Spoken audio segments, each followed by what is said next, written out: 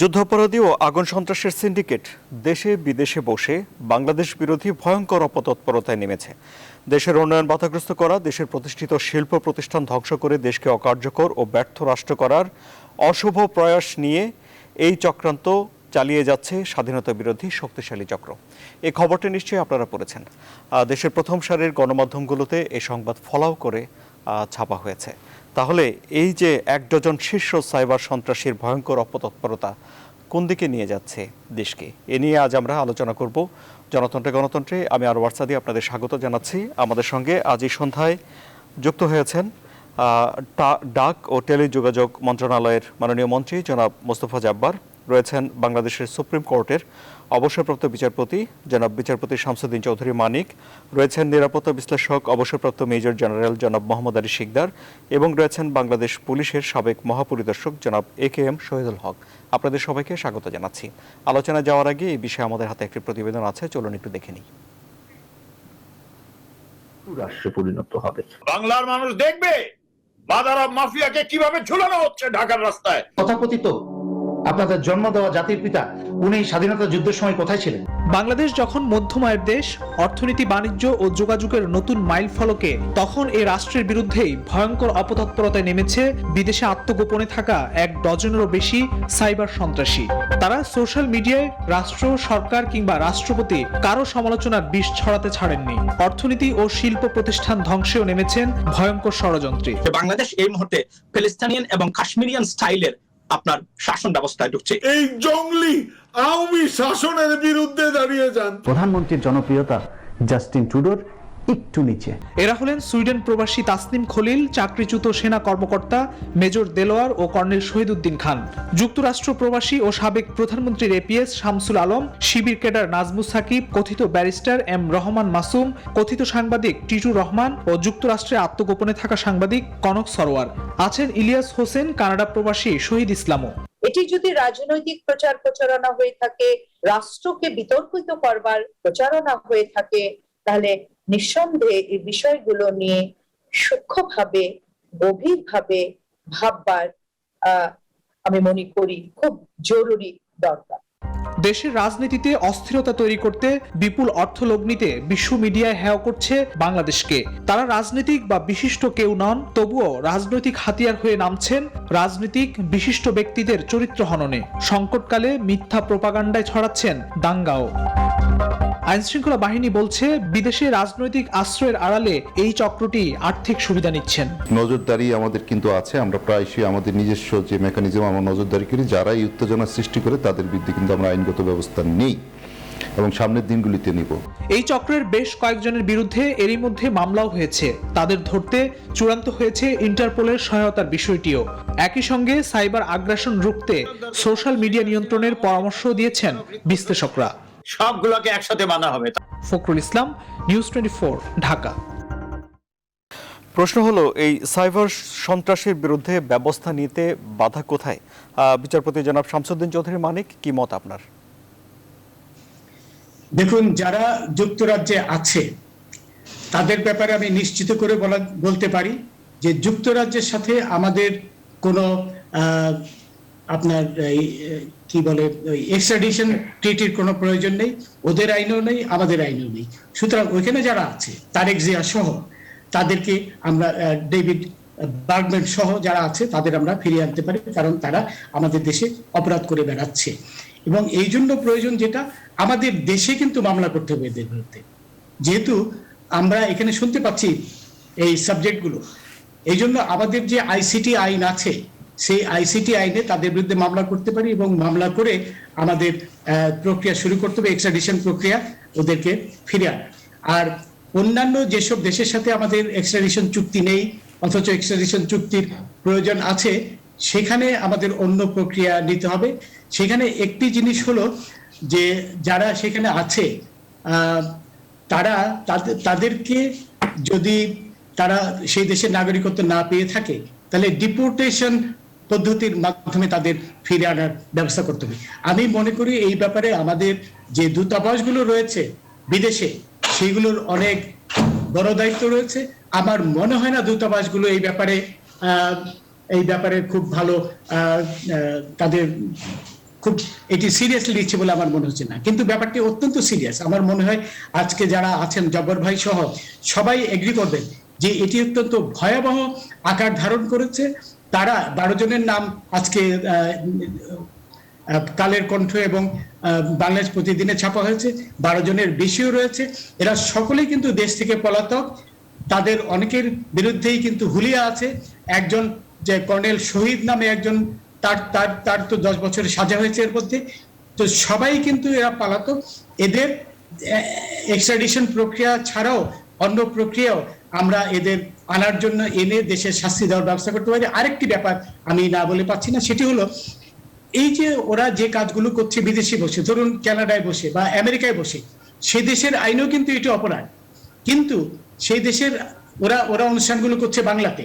সেই দেশের কর্তৃপক্ষের কাছে এগুলো ট্রান্সলেট করে দেখাতে হবে যে দেখো তোমার দেশে বসে এরা অপরাধগুলো করছে, তোমরা কেন তাদের বিরুদ্ধে ব্যবস্থা গ্রহণ করছো না। আমার মনে হয় কার দায়িত্ব, কে দেখাবে, কে দেখাতে পারে? আমাদের দূতাবাসগুলো ট্রান্সলেট করে দেখাবে যে এই তোমাদের দেশে বসে এইসব তারা করছে, অপরাধ করছে, তাদের বিরুদ্ধে তোমরা আইনগত শাস্তিমূলক ব্যবস্থা গ্রহণ করো। সেই আমার মনে হয় দূতাবাসগুলো, I am sorry to say this, আমার মনে হয় দূতাবাসগুলো ঠিকমতো কাজ করছে। আপনি বলছেন যে দূতাবাসের এই দায়িত্ব। জি, আমি আপনার কাছে আবারও আসবো। কারণ আমি শেষ করার আগে বলছি এটি সত্যি ভয়াবহ, আমাদের দেশের জন্য মারাত্মক একটা পরিস্থিতি তারা সৃষ্টি করেছে এবং সৃষ্টি করে যাচ্ছে। এই থেকে এগুলোকে আমাদের বন্ধ করতে হবে এনি কস্ট, যেভাবেই হোক না কেন। জি, বিচারপতি শামসুদ্দিন চৌধুরী মানিকের কথার সূত্র ধরেই নিরাপত্তা বিশ্লেষক জেনারেল মোহাম্মদ আলী শিকদার আপনার কাছে যেতে চাই। বিদেশে বসে ফেসবুক, ইউটিউবের মাধ্যমে যেসব কর্মকাণ্ড চালানো হচ্ছে তা দেশের জন্য কতটুকু নিরাপত্তা ঝুঁকি তৈরি করছে? দেখেন, তারা যে কথাবার্তা বলছেন আপনার রিপোর্টের মাধ্যমে দু একটা শুনেছি, কিন্তু এটা তো এখন অ্যাভেলেবল, সবাই আমরা দেখছি ইউটিউবে এবং অন্যান্য যে মাধ্যম আছে তার মাধ্যমে দেখছি। তারা কিন্তু সরাসরি রাষ্ট্রকে আক্রমণ করেছে। সরকারের কোনো সমালোচনা কিন্তু অন্য বিষয়। আপনি একটু আগে শুনেছেন যে জাতির পিতাকে উল্লেখ করে তারা কি ধরনের কথা বলেছেন। সুতরাং এটি রাষ্ট্রের বিরুদ্ধে এবং রাষ্ট্রদ্রোহিতার সামনে। সুতরাং আজকে আমি বাংলাদেশ প্রতিদিনকে ধন্যবাদ দিতে চাই যে তারা প্রথম পৃষ্ঠায় এই যে দুর্বৃত্তদের ছবি সহ একটা বিস্তারিত প্রতিবেদন ছেপেছেন। বাংলাদেশের মানুষ, যেহেতু বাংলাদেশ প্রতিদিন সর্বাধিক পঠিত একটি পত্রিকা, বাংলাদেশের মানুষ জানতে পারবে যে দেশের বাইরে বসে তারা দেশের সমস্ত সুযোগ সুবিধা তারা ভোগ করেছে এবং তারা তাদের সহায় সম্পত্তি এখনো বাংলাদেশে রয়েছে।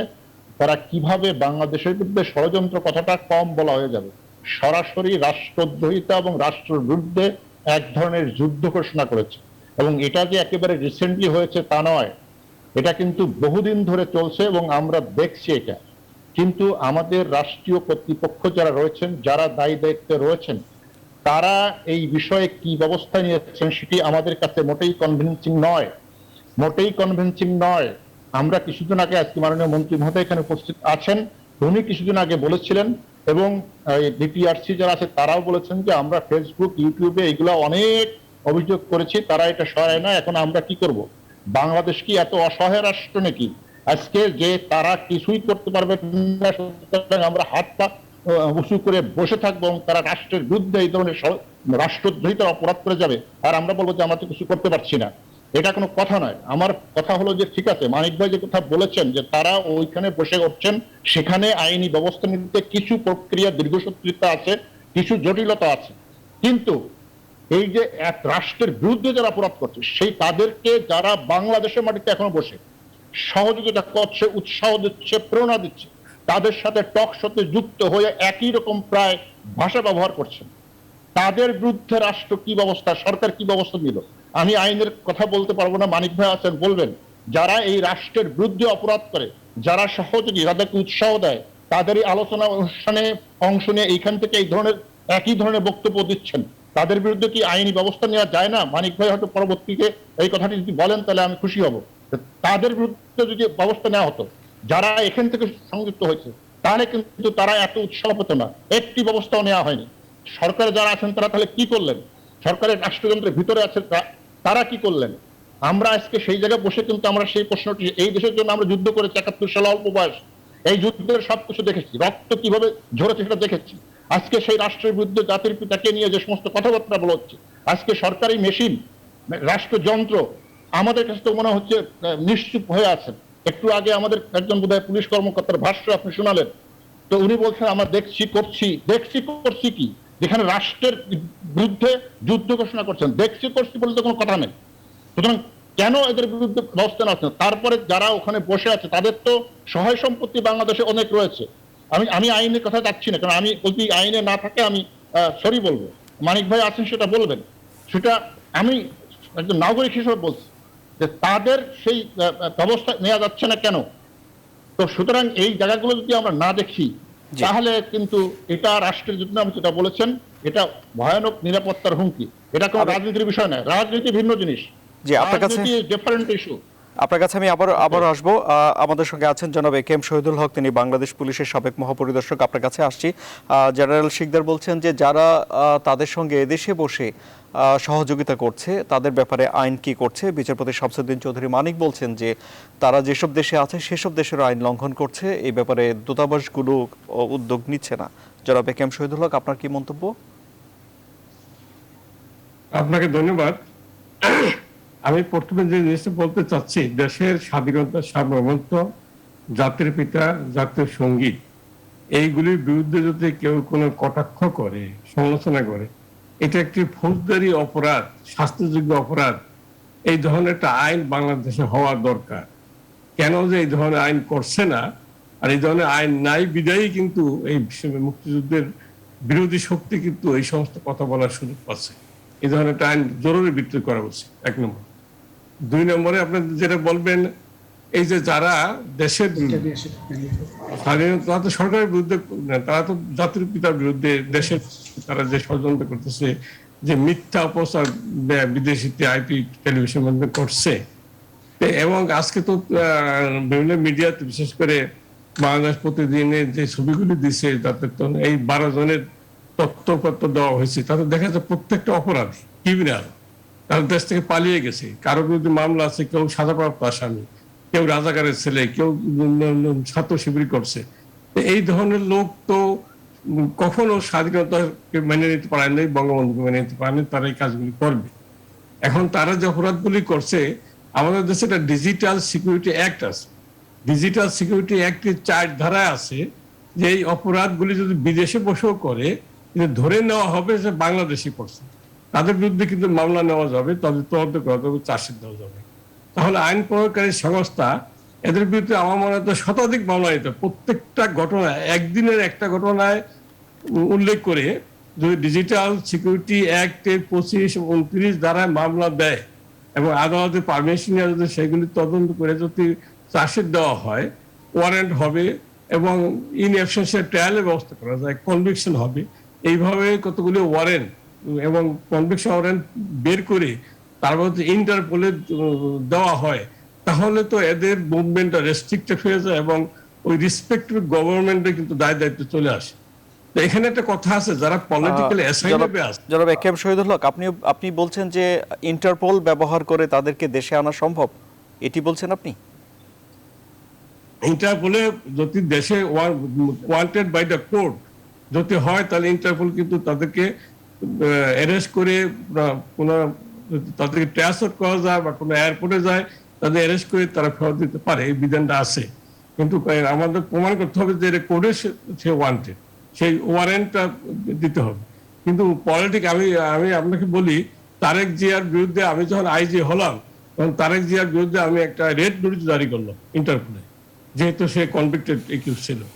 রেড নোটিশ জারি করার পরে কিন্তু ইন্টারপোল রেড নোটিশ জারি করে দিল। জারি করে দেওয়ার পর কিন্তু তারা কিন্তু নানা রকম উকিল ধরে তদবির করে শেষ পর্যন্ত সেটাকে উইথড্র করলো। আমি ইন্টারপোলে আবার চিঠি লিখলাম কেন উইথড্র হলো। তারা বললো যে সে পলিটিক্যাল অ্যাসাইলামে আছে, পলিটিক্যাল অ্যাসাইলামে থাকলে এটা রেড নোটিশ জারি করা যায় না। তো এই যে সমস্যাটা, এই জন্য ওই রেসপেক্টিভ দেশের সরকার এবং আদালতের সাথে ইফেক্টিভলি যোগাযোগ করে, এটা শুধু ওই একটা চিঠি পাঠালে হবে না, ইফেক্টিভ যোগাযোগ করে ব্যবস্থা নিতে হবে।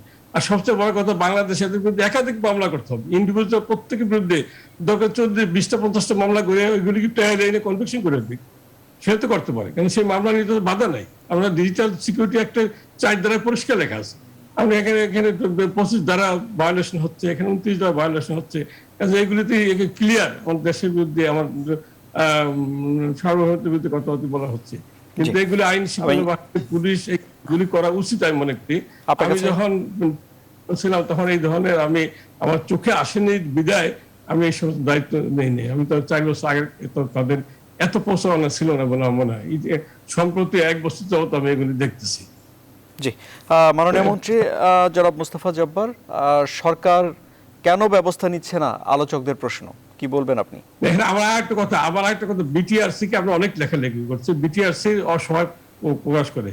আমি একবার চিফ অফ পুলিশ কনফারেন্স করলাম, সেখানে আমি কি ফেসবুকের অথরিটি তাদের প্রতিনিধি আসছিলাম, তাদের সাথে আমি বসছিলাম। তারা এক বলে যে আমরা কেস টু কেস করতে পারবো, আমরা একটা ঘটনা জানাবেন, ওই ঘটনা করতে পারবো, আমরা বন্ধ করতে পারবো না। এখন যদি বাংলাদেশ সরকারের কথা তারা নাই শুনে, ইউটিউব না শুনে, ফেসবুক না শুনে, এই বন্ধ করে দিলে কি হয়? আমার ইউটিউব বাংলাদেশের দরকার নেই, আমার ফেসবুক বাংলাদেশের দরকার নেই। যারা আমার দেশের স্বাধীনতার বিরুদ্ধে, আমার সরকারের বিরুদ্ধে, রাষ্ট্রের বিরুদ্ধে প্রচারণা করে, সেগুলি বন্ধ করতে আমি পারি না। আমার ইউটিউব আর ফেসবুক আমার বাংলাদেশের দরকারই নেই, এটি বন্ধ করে দেওয়া উচিত, আমাদের কথা না শুনে। মাননীয় মন্ত্রী মহোদয় আছে, আমার মন্ত্রী মহোদয় এই ব্যাপারে কথা বলেন, আমার মনে আমরা জানতে পারবো কেন তারা পারছে না। জনাব মুস্তাফা জব্বার বলুন। আমার পূর্বের যে 3 জন আলোচক যে আবেগের কথা বলেছেন, যে পরিস্থিতির ব্যাখ্যা করেছেন, যে ব্যবস্থাগুলো গ্রহণ করার জন্য তারা মতামত দিয়েছেন, আমি মনে করি যে এই সমস্ত কিছুর সাথে আমার দ্বিমত পোষণ করার কিছু নাই। আমরা প্র্যাকটিক্যালি এই বিষয়গুলো অনুভব করছিলাম এবং অনুভব করার প্রেক্ষিতেই কিন্তু 2018 সালে আমরা যখন পরিস্থিতির জাস্ট পরিবর্তন হচ্ছিল, তখনই ডিজিটাল নিরাপত্তা আইনটা করি। এটা আগে এই সংক্রান্ত যেসব ব্যবস্থা নেওয়া হতো, ওটা আইসিটি অ্যাক্ট 2006 এর একটা সংশোধিত ধারার প্রেক্ষিতে এই কিছু ছোটখাটো ব্যবস্থা নেওয়া হতো। ডিজিটাল অপরাধের বিস্তারিত বিষয়গুলি ছিল না। আমরা ডিজিটাল নিরাপত্তা আইন করে সেই জায়গাটার ক্ষেত্রে আইনগত ভিত্তিটা অন্তত তৈরি করে দিয়েছি। এই আইনগত ভিত্তিটা তৈরি করার পাশাপাশি আরেকটা কাজ আমরা করেছি, যে এই কাজটা হলো আমাদের ডাক ও টেলিযোগাযোগ বিভাগ থেকে সিটিডিএন নামে একটি প্রকল্প বাস্তবায়ন করেছি। এই প্রকল্পের অধীনে একটা কাজ আমরা এখন করতে পারি, সেটি হচ্ছে কেউ যদি কোনো ওয়েবসাইটে কোনো ধরনের কাজ করে, সেইটা বাংলাদেশে যেন প্রবেশ করতে না পারে, এইটা আমরা বন্ধ করার সক্ষমতা অর্জন করেছি, প্রযুক্তিগত সক্ষমতা আছে। এবং একই সাথে আমি এই কথাটা বলতে চাই, সেটা হলো যে যদি ফেসবুকের কোনো কমেন্ট থাকে, ইউটিউবের কোনো কমেন্ট থাকে, সেগুলো কিন্তু মুছে ফেলার কোনো প্রযুক্তি এখনো পর্যন্ত দুনিয়াতেই কোথাও নাই। ফলে আলটিমেটলি ফেসবুক অথবা ইউটিউব যখন চালু আছে, সেই চালু অবস্থাতে কিন্তু আমাদেরকে ফেসবুক বা ইউটিউবের উপর নির্ভর করতে হয় যে আমাদের অনুরোধ তারা রক্ষা করলো কিংবা করলো না। এবং আমি আপনাদেরকে বলতে পারি, দিনে অন্তত শতাধিক অনুরোধ আমরা এই প্রতিষ্ঠানগুলোর কাছে করে থাকি। বিটিআরসি এগুলো প্রসেস করে এবং তাদের যে কমিউনিটি স্ট্যান্ডার্ড আছে সেগুলো দেখিয়ে আমাদের বড়জোর তারা 30-35% অনুরোধ তারা রক্ষা করে এবং বাকিগুলোকে তারা নানাভাবে কমিউনিটি স্ট্যান্ডার্ডের অজুহাত দিয়ে তারপরে প্রত্যাখ্যান করে দেয়।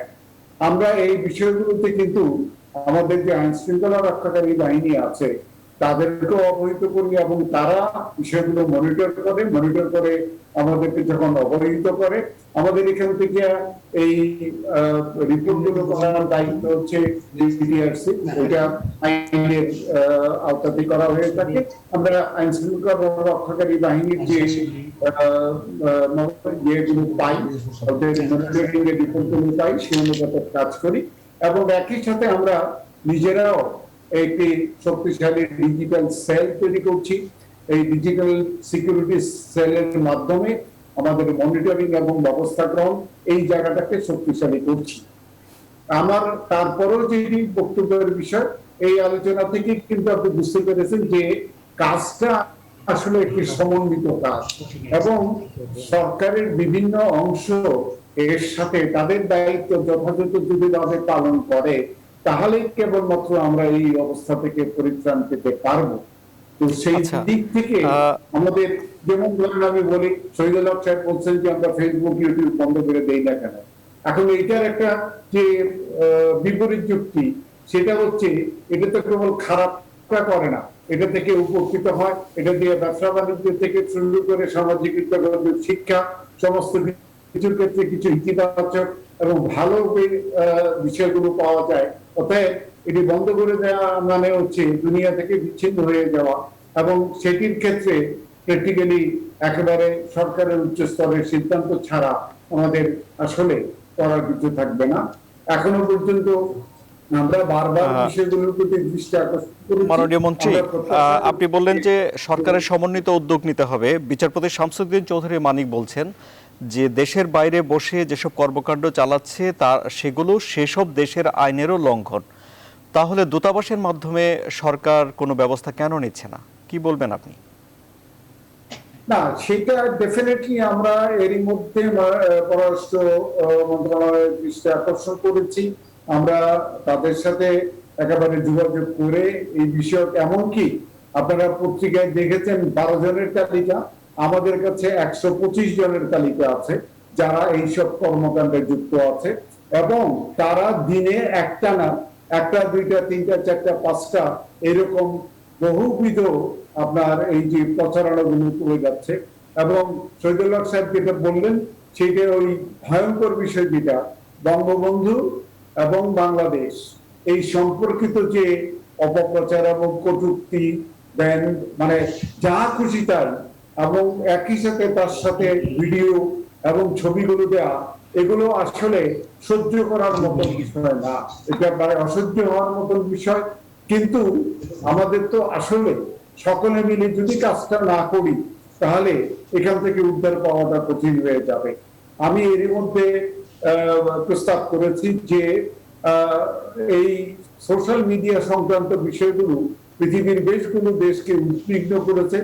অস্ট্রেলিয়া, সিঙ্গাপুর, ভারত, ফ্রান্স তারা কিন্তু সোশ্যাল মিডিয়ার জন্য পৃথক আইন করেছে। আমাদের ডিজিটাল নিরাপত্তা আইন যখন আমরা করি তখন বিষয়গুলো কিন্তু এইরকম এত বেশি জটিল ছিল না। ফলে আমরা যে সোশ্যাল মিডিয়া সংক্রান্ত যে জরিমানা অথবা অন্যান্য যে শাস্তি দেওয়ার বিষয়টা ছিল সেগুলো আসলে সেইভাবে ডিজিটাল নিরাপত্তা। মাননীয় মন্ত্রী, আপনার কাছে আমার আরো একটি প্রশ্ন আছে, সেটি হলো যে দেশের শিল্প প্রতিষ্ঠান অর্থনৈতিক কর্মকাণ্ডকে নিশানা করে লক্ষ্য করে যে অপপ্রচার চালানো হয় তার ব্যাপারে আপনাদের কোনো উদ্যোগ আছে কিনা, সেগুলো বন্ধের ব্যাপারে? না, আপনি শুধুমাত্র শিল্প বাণিজ্যের কথা কেন বলছেন? আমার সবচেয়ে বড় যে জায়গা রাষ্ট্র, সবচেয়ে বড় যে জায়গা জাতির পিতা, সবচেয়ে বড় যে জায়গা আমাদের প্রধানমন্ত্রী, এদের প্রত্যেকের বিরুদ্ধে যে ধরনের অপপ্রচার হয় আমি আমাদের যারা আলোচক আছেন তাদের সাথে সম্পূর্ণ একমত। সত্যিকার ভাবে সিকদার যে কথাটা বলেছেন যে মুক্তিযুদ্ধ করে আমরা দেশটা স্বাধীন করেছি এই পরিস্থিতি দেখার জন্য না, একই প্রতিক্রিয়া আমারও। কিন্তু বিষয়টা আমি যেখানে বলছি সেটা হচ্ছে যে এই পুরো বিষয়টা সম্পর্কে আমাদের আরো সচেতনতার সাথে সক্রিয়ভাবে কাজ করা দরকার। আমি এটা দৃঢ়ভাবে বিশ্বাস করি আমাদের দিক থেকে সমন্বয়ের কাজটুকু আমাদের যতটুকু করা দরকার ততটুকু আমরা করছি। আইন শৃঙ্খলা রক্ষাকারী বাহিনী যেটুকু প্রযুক্তিগত সক্ষমতা অর্জন করা দরকার সেইটুকুর জন্য আমরা চেষ্টা করছি। কিন্তু একইভাবে মানিক ভাই বললেন সেটি হচ্ছে যে আমাদের দূতাবাসগুলো যদি সক্রিয় না হয়, একই সাথে যদি আমাদের পুলিশ বাহিনী যে ধরনের ইনফ্যাক্ট যেটা বলছেন প্রতিদিন 15টা 20টা করে মামলা কিন্তু আমাদের যে লোকগুলোর নাম বলেছেন তাদের নামে হইতে পারে, আমাদের পুলিশ বাহিনী যদি সেই জায়গায় সক্রিয় ভূমিকাটা পালন করে তাহলে কিন্তু আমরা এই জায়গাগুলো থেকে উঠে আসার এবং উঠে যাবার মতন একটা অবস্থার ভিতরে আসতে পারবো। এবং এইটা আরো একটা বিষয় আমরা অবগত করেছি, সেটি হচ্ছে আমি শেষ করে দেই যে আমাদের এইখানে যদি আপনার ধরেন কোনো মামলা হয় এবং তার ভিত্তিতে কোর্ট যদি কোনো রায় দেয়, সেইটা কিন্তু আমাদের সোশ্যাল মিডিয়ার যে কোম্পানিগুলো আছে তাদের কাছে একটা বড় ধরনের চাপ সৃষ্টি করে। ফলে আমি মনে করি যে এটি একটি ভালো ধারণা, এবং যদি এদের বিরুদ্ধে ওই রাষ্ট্রদ্রোহিতার মামলা করা যায়, আমাদের 4 ধারার কথা মানিক ভাই বললেন, সেইখানে যদি মামলা করা যায় এবং সেগুলো কোর্ট পর্যন্ত গেলে কোর্ট থেকে যদি আদেশ হয়, আমরা এই আদেশগুলো কিন্তু ফরওয়ার্ড করে সেগুলোর ক্ষেত্রে ব্যবস্থা নেওয়ার জন্য অবশ্যই তাদেরকে চাপ সৃষ্টি করতে পারি। আমার কাছে মনে হয় যে সেগুলো এখন অত্যন্ত জরুরি বিষয় হিসেবে দেখা দিয়েছে। জি, আপনার কাছ থেকে অনুমতি নিয়ে একটা বিরতিতে যাই। বিরতি থেকে ফিরে এসে সবার কাছে আমরা আরো বিশ্লেষণ শুনবো। আমাদের কাছে আরো প্রসঙ্গ আছে। সুপ্রিয় দর্শক, আপনারা সবাই আমাদের সঙ্গেই থাকুন।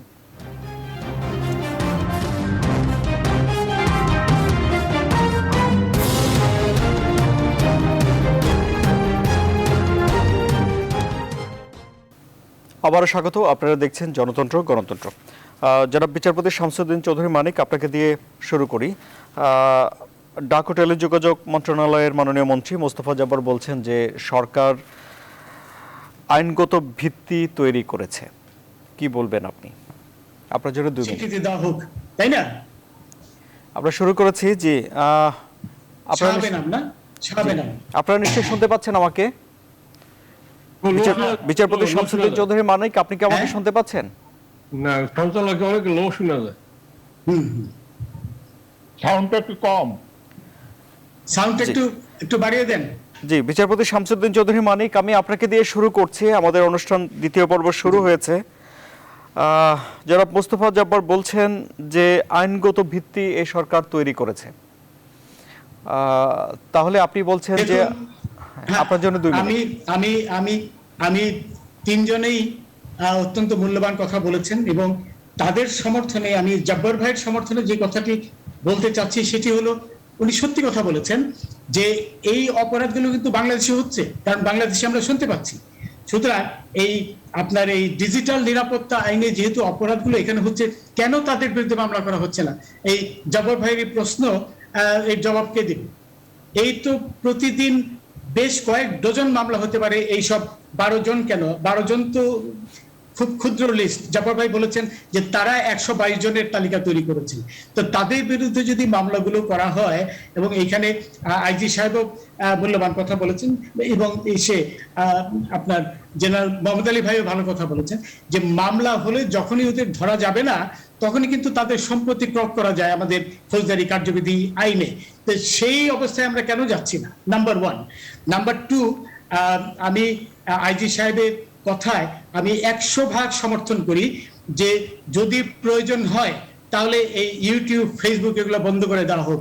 এখানে জব্বার ভাই একটি অবশ্য মূল্যবান কথা বলেছেন যে দুটোর মধ্যে ব্যালেন্স করার প্রয়োজন আছে। যদি আমরা ফেসবুক বন্ধ করে দেই তাহলে কয়েক কোটি মানুষ ক্ষতিগ্রস্ত হবে। এখন ক্ষতিটা কোন দিকে বেশি? দেশের নিরাপত্তার প্রশ্নটা বেশি ইম্পর্টেন্ট, না এই ব্যক্তি বিশেষের আপনার ফেসবুকের যে স্বার্থ সেটা বেশি ইম্পর্টেন্ট? এটা আমরা যদি ব্যালেন্স করি তাহলে আমি দেখতে পাবো যে দেশের নিরাপত্তাটা আমাদের জন্য সবচেয়ে বেশি ইম্পর্টেন্ট।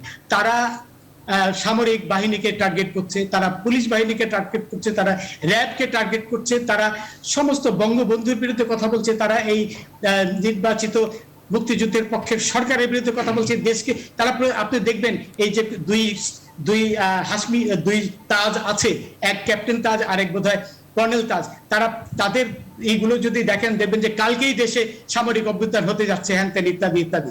এইগুলা কিন্তু এসে আপনার আইজি সাহেব বলেছেন যে আইন করা দরকার। আমি আইন করা দরকার, কিন্তু এখনো আমি এটা সমর্থন করি না তা নয়, কিন্তু এখনো 124 ক ধারায় যে আইন রয়েছে, সিটিশনের আইন, রাষ্ট্রদ্রোহিতা আইন, যার সর্বোচ্চ সাজা আপনার যাবজ্জীবন কারাদণ্ড, সেই আইনেও কিন্তু তাদের বিরুদ্ধে মামলা হতে পারে। এবং এখানে আরেকটি কথা আমি যেটা শুরুতেই বলেছিলাম, আমি কর্তৃত্ব নিয়ে বলছি, ইংল্যান্ডের সাথে কিন্তু আমাদের এক্সট্রাডিশন চুক্তির কোনো দরকার নেই। ইংল্যান্ডে যারা আছে আজকে কালের কণ্ঠে এবং এরা আমি একটু শেষ করি, এদের কয়েকজন কিন্তু যুক্তরাজ্যে আছে।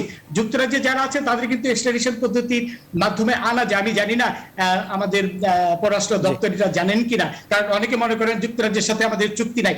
যুক্তরাজ্যের সাথে আমাদের কোনো চুক্তির প্রয়োজন নেই, এবং অন্যান্য দেশের সাথে অন্যান্য দেশেও কিন্তু আমরা ডিপ্লোম্যাটিক ইউজ করে যে তোমাদের দেশে বসে বাংলাদেশের বিরোধিতা করছে, বাংলাদেশের বিরুদ্ধে রাষ্ট্রদ্রোহিতামূলক অপরাধ করছে, তাদের তোমরা বের করে দাও। অনেক ধন্যবাদ আপনাকে।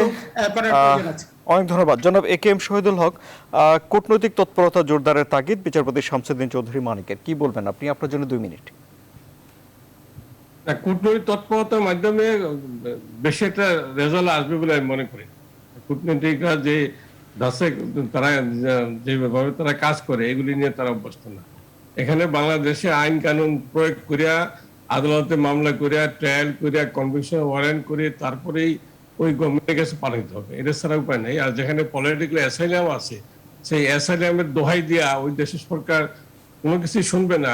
এই জন্য ওই দেশের সরকারের সাথে বাংলাদেশ সরকারের বসতে হবে, শুধু দূতাবাস একা পারবে না। দূতাবাস তো সবাইকে নিয়ে কাজ করে, ওনারা এগুলি করতে চান না। আমি অনেক সময় বিভিন্ন সময় ইন্ডিভিজুয়ালি বলছি যে এই যে আমাদের প্রধানমন্ত্রী গেলে ওনারা মিছিল করে, ঈদ পারে, দূতাবাসের লোকজন বাঙালিকে অর্গানাইজ করে বাঙালির ব্যবস্থা করে না কেন, ব্যবস্থা করে না কেন, কিন্তু দূতাবাস এগুলি করবে না। তো এখানে আইনগত ভাবেই তাদেরকে আনতে হবে। এই যে আর্মি সেনাবাহিনীকে খেপাই দিচ্ছে, গণবর্তন করে পুলিশে খেপাই দিচ্ছে, এগুলো তো ডাইরেক্ট সেডিশন, এগুলো রাষ্ট্রদ্রোহী। এগুলো তো বাংলাদেশেই করা যেতে পারে। বাংলাদেশে করার পরে একটা ওয়ারেন্ট ইস্যু করুক, ট্রায়াল দেখ, কনভিকশন হোক, কনভিকশন ওয়ারেন্ট ইস্যু করুক, তারপরে এদেরকে আনার জন্য ব্যবস্থা করুক। এমনি চাইলেই তো তা দেবে না। আপনি এক্সট্রাডিশন অ্যাক্ট থাকবে না, থাকে এক্সট্রাডিশন অ্যাক্ট থাকলেও দিতে হবে না। কাজে যতক্ষণ পর্যন্ত আপনি কনভিকশন ওয়ারেন্ট না আনতে পারবেন বা আদালত থেকে ওয়ারেন্ট না আনতে পারবেন, এমনি বললে দেবে না। কিন্তু সেই মামলাগুলি যে বেসিক কাজ, যেটা লফুল অ্যাকশন এগেইনস্ট দিস পারপিট্রেটর, সেটাই তো হচ্ছে না। সেটা যদি হয়, এবং অনেক মামলা করা যায় করে তাদেরকে শেষ পর্যন্ত ওয়ারেন্ট ইস্যু করে তাদের মালামাল ক্রয় করিয়া তাদের প্রেশার দেওয়া, এগুলি তো করা যায়, এগুলি তো হচ্ছে না। কবে ওদেরকে বেশি ইফেক্টিভ হবে না। অনেক ধন্যবাদ আপনাকে। অবসরপ্রাপ্ত মেজর জেনারেল একটু অ্যাড করতে চাই, একটু আজিজ সাহেবের সাথে একটু অ্যাড করতে চাই। এদের কয়েকজনই কিন্তু কনভিক্টেড আসামি, কিন্তু বুঝলেন, এদেরকে কয়েকজন কনভিক্টেড আসামি, কয়েকজনের বিরুদ্ধে মামলা আছে, গ্রেপ্তারি পরোয়ানা আছে। সুতরাং তাদের আনার ব্যাপারে ব্যবস্থা গ্রহণ করা যেতে পারে এক্সট্রাডিশন আইন অনুযায়ী। অনেক ধন্যবাদ। জি, জেনারেল মোহাম্মদ আলী শিকদার, আপনার জন্য 2 মিনিট। আইনগত পদক্ষেপ নেয়ার তাগিদ জনাব একেএম শহীদুল হকের, কি বলবেন আপনি? আমি কিন্তু আমার প্রাথমিক বক্তব্যে সেই কথাটি বলেছি যে রাষ্ট্রের ভিতরে বসে অথবা রাষ্ট্রের বাইরে বসে রাষ্ট্রের বিরুদ্ধে রাষ্ট্রদ্রোহিতা এবং রাষ্ট্রের বিরুদ্ধে যুদ্ধ ঘোষণা এবং রাষ্ট্রের নিরাপত্তাকে হুমকির মধ্যে ফেলে দিয়ে বাংলাদেশের সুযোগ সুবিধা ভোগ করে বাংলাদেশের নাগরিক অধিকার ভোগ করবে, এই রকম উদাহরণ কিন্তু বিশ্বে কোথাও নেই। কিন্তু আমরা অনেক কিছুই অনেক সময় করে উঠতে পারি না। তার কারণটি হলো এই যে আমরা ন্যারেটিভটা, আমাদের তারা যে সমস্ত কথাবার্তা বলছে তার কাউন্টার ন্যারেটিভটা আমরা সঠিকভাবে সব জায়গায় প্রচার করতে পারছি না। এখানে আমরা বিরতির সময় বিভিন্ন মন্ত্রণালয়ের সমন্বয়ের কথা বলছিলাম, সেইখানে আর একটি বিষয় আমি বলতে চাই, মাননীয় মন্ত্রী মহোদয় আছেন, যে এই যে তারা যে কথাগুলো বলছেন তার বিরুদ্ধে যে কাউন্টার ন্যারেটিভ বা এটাকে খণ্ডন করার জন্য যে প্রচারণা, আমি প্রোপাগান্ডা বলবো না, সঠিক তথ্য দূরে মানুষকে কনভিন্স করা এবং শুধু বাংলায় নয় ইংরেজিতে প্রচার করা এবং দূতাবাসের মাধ্যমে, সেই কাজটা কিন্তু হচ্ছে না। অর্থাৎ আমরা কিন্তু দেখছি যে যেটা আমরা আলোচনায় বলছিলাম, যেটা দীর্ঘদিন ধরে চলছে, কিন্তু সরকার বা রাষ্ট্রের পক্ষ থেকে একটা সমন্বিত উদ্যোগ এই সমস্ত জায়গা থেকে, সেটা আইনি ব্যবস্থা নেওয়া, সেটা আপনার বিদেশের সাথে সরকারের সাথে যোগাযোগ করা, এটার কাউন্টার ন্যারেটিভ দেওয়া ইত্যাদি কিন্তু আমরা মোটেই দেখছি না। সুতরাং এই জায়গাগুলো কিন্তু সময়ে কিন্তু পেরিয়ে যাচ্ছে। আমার ধারণা তারা এইটা আরো বৃদ্ধি করবে আগামীতে। কারণ ওই যে আমি প্রাথমিকভাবে আমি আরেকটা টেলিভিশন আজকে বলেছি যে যারা বাংলাদেশে 1975 সালের পরে যে অপশক্তি, সামরিক শক্তি, আমাদের হাতে আর অপশক্তির উত্থান হয়েছে সময় নেই। বাংলাদেশে, তারা নিয়মতান্ত্রিক ভাবে ক্ষমতায় যেতে পারবে না। সুতরাং তারা ষড়যন্ত্র করবে এবং ষড়যন্ত্রের অংশ হিসেবে কিন্তু তারা এই সমস্ত যে রাষ্ট্রদ্রোহী তাদের সাথে যোগাযোগের মাধ্যমে, সমন্বয়ের মাধ্যমে এটা করবে। অনেক ধন্যবাদ। আগামীতে কিন্তু এটি আরো বৃদ্ধি পাবে। জি, অনেক ধন্যবাদ। এই বিষয়ে কিন্তু আমাদের জরুরি উদ্যোগ নেওয়া দরকার। জি, জেনারেল শিকদার, আমাকে আপনাকে যদি- অনেক ধন্যবাদ। আমাকে যদি একটা মিনিট সময় দেন, দেশে বসে যারা অপরাধগুলো করছে তাদের কেন ধরা হচ্ছে না? এখানে আসিফ নজরুল যে কথা বলেছে সেটা কি রাষ্ট্রদ্রোহিতা নয়? তারপরে আপনার জাহাঙ্গীরনগর বিশ্ববিদ্যালয়ের শাহ বেনাম যেসব কথা বলছে এগুলো কি রাষ্ট্রদ্রোহিতা নয়? আপনার মেজর জেনারেল ইব্রাহিম যেসব কথা বলছে এগুলো রাষ্ট্রদ্রোহিতা নয়? এরা তো দেশে আছে, এদের বিরুদ্ধে কেন আপনার সেই কদিন আগে আসিফ নজরুল নামে এক বিহারির ছেলে সে বলল যে কাবুলের মতন হয়ে যায় বাংলাদেশ, এটা কি 124 ধারায় পড়ে না? আমি আরেকটা কথা বলতে চাই, সাহেবের কথা প্রসঙ্গে একটা কথা বলতে চাই। অ্যাসাইলাম হলে তাকে এক্সট্রাডিট করা যাবে না, এটা কিন্তু ঠিক নয়। কারণ রেফিউজি কনভেনশনে বলা হয়েছে কোনো অপরাধ করে আসলে অ্যাসাইলাম হলে। আরেকটি কথা বলতে চাই, ইন্টারপোল নিয়ে কিন্তু আমাদের বিভ্রান্তি রয়েছে। ইন্টারপোলের কোনো ক্ষমতা নেই কোনো ব্যক্তিকে এমনকি গ্রেপ্তার কি এমনকি ইয়ে করা। ইন্টারপোল কিন্তু জাতিসংঘের কোনো পুলিশ নয়। ইন্টারপোল হচ্ছে আমরা একদম অনুষ্ঠানের, আমি খুবই দুঃখিত, অনুষ্ঠানের একদম শেষ দিকে আছি, আমি খুবই দুঃখিত। মাননীয় মন্ত্রী, আপনার শেষ কথাগুলো শুনি। জনাব মুস্তাফা জব্বার। না, আমার মনে হয় আজকে আমাদের তিনজন বিজ্ঞ আলোচক, আমার খুব প্রিয় মানুষ, তারা যে বিষয়গুলো উপস্থাপন করেছেন সেই বিষয়গুলো অত্যন্ত জরুরি এবং এর উপরে অত্যন্ত জরুরি ভাবেই আসলে আমাদের ব্যবস্থা গ্রহণ করা দরকার। আমি আপনাকে আরো একটু বলবো যে আমরা এখন যে বিষয়গুলো নিয়ে উদ্বিগ্ন হচ্ছি, আমরা যত বেশি ডিজিটাল হব তত বেশি আমাদের এই উদ্বেগ বাড়বে। এবং একই সাথে শিকদার একটা খুব ভালো কথা বলেছেন যে ওদের কাউন্টার করার জন্য যে পদক্ষেপগুলো নেওয়া দরকার, এটা কিন্তু আসলে একেবারে প্রায় একটি রাজনৈতিক প্রক্রিয়ার প্রশ্ন। আমরা যদি এইটার বিরুদ্ধে রাজনৈতিক আন্দোলন হিসেবে গ্রহণ না করি এবং সেইভাবে যদি আমাদের মুক্তিযুদ্ধের পক্ষে রাজনৈতিক দলগুলো সক্রিয় ভূমিকা পালন না করে, এই প্ল্যাটফর্মে কিন্তু তারা ওই একতরফা ভাবে প্রচারণা করে যাচ্ছে।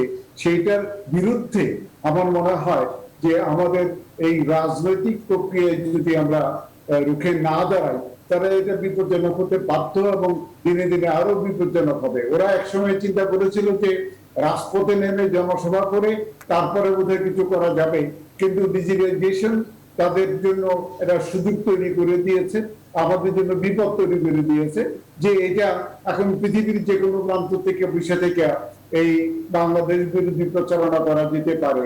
এই জায়গাটার ক্ষেত্রে এই প্রচারণার জবাব দেওয়াটার ক্ষেত্রে কিন্তু আমি জনগণের প্রতি আহ্বান জানাই, কারণ এই জবাব দেওয়াটা তাদের যে ভুল অপপ্রচার, গুজব রটানো, সেইটাকে কিন্তু প্রতিরোধ করার ক্ষেত্রে যথেষ্ট।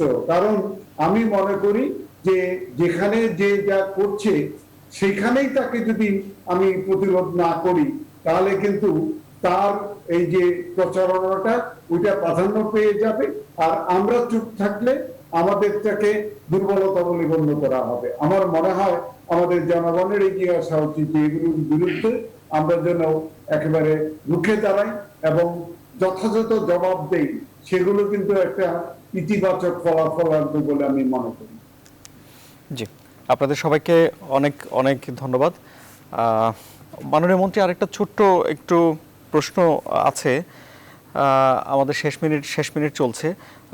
জেনারেল শিকদার যেটি বলছেন যে এই ধরনের তৎপরতা বাড়তে পারে, একই আশঙ্কা আপনিও করছেন, কিন্তু সেগুলো ঠেকানোর জন্যে সরকারের দিক থেকে কি কি ধরনের পদক্ষেপ আসতে পারে বলে আপনি একটু ধারণা দিতে পারেন? 20 সেকেন্ড আপনি বলুন। প্রথম যেটা আমি মনে করছি সেটা হচ্ছে যে আমাদের আলোচকবৃন্দ যে কথাটি বলেছেন আমি সম্পূর্ণভাবে একমত। সেটি হচ্ছে যে আন্তঃমন্ত্রণালয়ের সমন্বয় দরকার, এটা খুবই জরুরি। এবং যেমন ধরেন আমি বলি, আমি ফেসবুক ইউটিউবের কাছে রিকোয়েস্ট পাঠাই, কিন্তু মামলাটা করার জন্য তো আমার স্বরাষ্ট্র মন্ত্রণালয়ের দরকার, বিদেশের দূতাবাসে কাজ করার জন্য তো আমার পররাষ্ট্র মন্ত্রণালয়ের দরকার। এই সমন্বয়টা অত্যন্ত জরুরি বিষয়, এটা প্রধানতম বিষয়। আমরা চেষ্টা করছি একটা সাইবার জাতীয় কাউন্সিল আছে। অনেক ধন্যবাদ, অনেক ধন্যবাদ মাননীয় মন্ত্রী। আর এরই সঙ্গে শেষ করছি আজকের মতো জনতন্ত্র গণতন্ত্র। আরো খবর ও বিশ্লেষণ জানতে আপনারা ভিজিট করুন www.news24bd.tv। সবাইকে ধন্যবাদ।